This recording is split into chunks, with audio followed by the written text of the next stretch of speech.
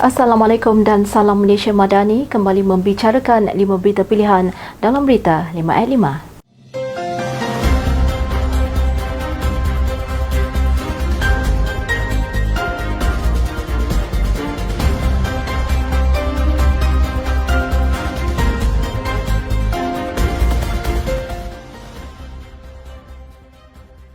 Malaysia mahu Mahkamah Madrid menjatuhkan hukuman penjara ke atas Gonzalo Stampa yang didakwa menghina mahkamah dan ingkar perintah mahkamah sekaligus membatalkan pelantikan beliau sebagai penimbang tara dalam kes pertikaian Sulu. Menteri di Jabatan Perdana Menteri Undang-Undang Reformasi Institusi Datuk Seri Azalina Othman Said berkata keputusan mahkamah dalam kes itu amat penting kerana ia memberikan kekuatan yang lebih kepada kerajaan Malaysia untuk mematikan semua tuntutan kumpulan Sulu. Terdahulu pada 25 Mei 2020, Stampa memberikan award akhir berjumlah 14.9 US bilion iaitu bersamaan 62.59 bilion ringgit Malaysia kepada 8 individu yang mendakwa sebagai waris Kesultanan Sulu.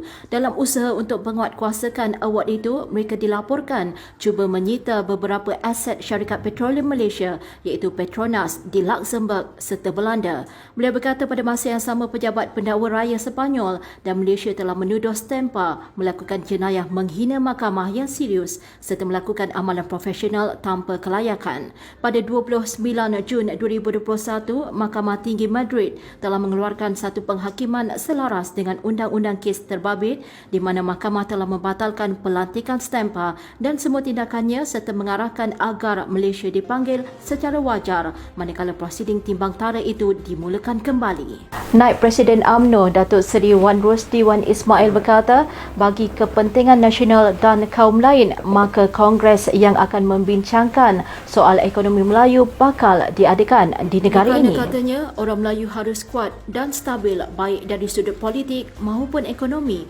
demi Malaysia yang lebih berpadu dan harmoni. Sejarah membuktikan sekiranya agenda Melayu dan kepentingannya terkebelakang, maka kestabilan sosio-politik serta sosio-ekonomi negara turut terjejas secara keseluruhannya. Terdahulu pada 14 Jun lepas, Presiden UMNO Datuk Seri Dr. Ahmad Zahid Hamidi mengumumkan bahawa Kongres Ekonomi Melayu akan dianjurkan seiring dengan 7 agenda yang dipersetujui pada Perhimpunan Agung UMNO 2023 yang lalu. Kongres tersebut akan diadakan pada Januari depan bagi menetapkan hala tuju dan pendekatan baru agenda Bumi Putra yang lebih adil, saksama dan inklusif di samping memperkasa golongan tersebut.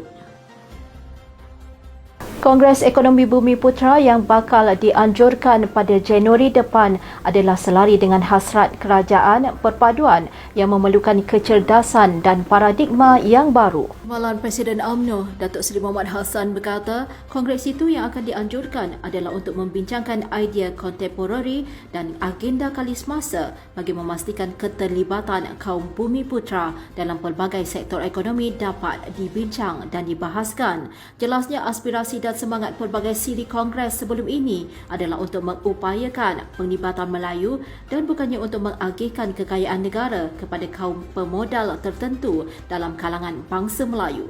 Beliau berkata demikian susulan kritikan sebilangan pihak yang prejudis dan bersangka buruk terhadap usaha kerajaan dan orang Melayu setiap kali berhimpun dan bermuhasabah demi bangsanya.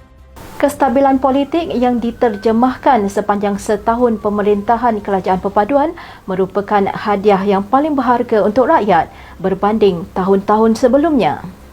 Penganalisa politik Akademi Penyelidikan Strategik Nusantara, Profesor Dr. Azmi Hassan berkata, kestabilan yang dibawa oleh kerajaan dijangka akan berterusan sehingga terbubarnya Parlimen pada pilihan raya umum akan datang. Menurutnya, kestabilan politik yang ditunjukkan mampu memberi keyakinan kepada para pelabur untuk melabur di negara ini kerana mereka yakin tidak akan berlakunya pertukaran kerajaan seperti yang berlaku sebelum ini. Jelasnya keberadaan UMNO dan Barisan Nasional dalam kerajaan perpaduan merupakan hikmah yang akan membawa kepada kestabilan pentadbiran di negara ini. Tidak dinafikan ramai yang memperlekeh peranan UMNO yang hanya mempunyai 30 ahli parlimen menyokong kerajaan. Tetapi hakikatnya, jika UMNO menarik diri, maka runtuhlah kerajaan perpaduan. Timbalan Perdana Menteri Datuk Seri Dr. Ahmad Zahid Hamidi percaya bahawa penjawat awam sentiasa diyakini menjadi penggerak utama dalam merealisasikan usaha kerajaan perpaduan.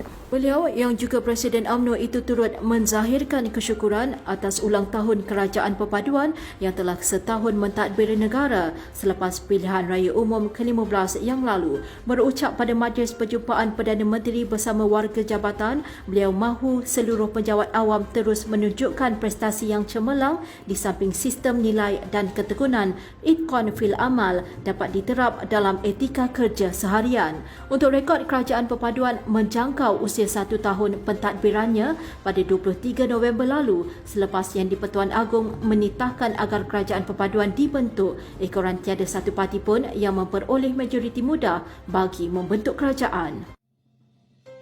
Sekian dari saya, Kaslinda Abdul Kadir. Jangan lupa temu janji kita setiap Isnin hingga Jumaat jam 5 petang, 5 berita pilihan hanya di Berita 5 @ 5. Assalamualaikum dan salam Malaysia Madani.